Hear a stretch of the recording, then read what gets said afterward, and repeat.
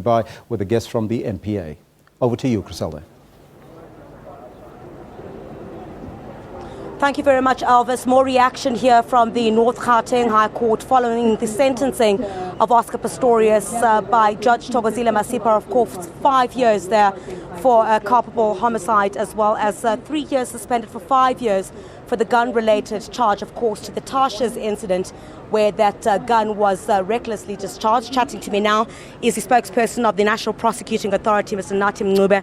Mr. Mncube, thank you so much for your time. Let's get your reaction first of all. You're disappointed by the sentence? Look, considering that we're arguing for a custodial sentence, which in a sense we did get, we are satisfied and we find solace in that fact.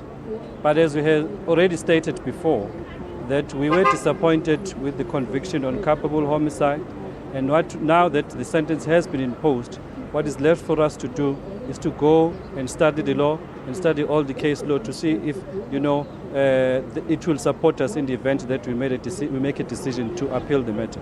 So that's what the prosecution team will be doing from today onwards. We have 14 days to so indicate whether we're going to appeal the matter or not. But, as I said, we find solace in the fact that, it was not a straightforward correctional supervision.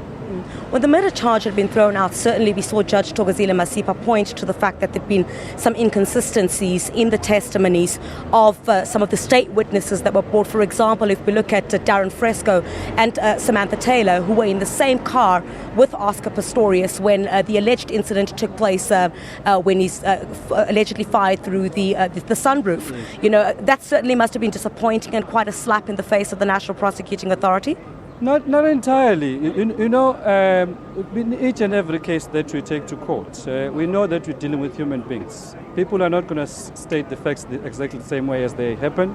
They're not going to remember the same things as they happen. So we understand that, when we take the matters to court, we're not dealing with robots. We're dealing with human beings whose, memory might not serve them the same way. So we understood very well that some of our witnesses would not give us exactly what we wanted, but we know it was enough to take them to court. So we understood that very well. I'm sure you can tell me. You can always tell the SABC first. What's the likelihood of that appeal?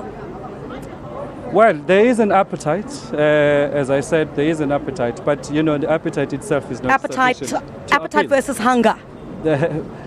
Appetite to appeal. But look, we, as I said, we need to consider the law. It's the law that guides us whether we can or cannot.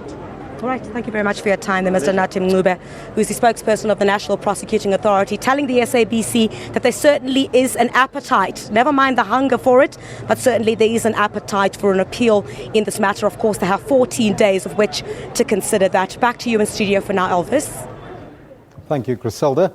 That's Griselda Lewis from the North Gauteng High Court.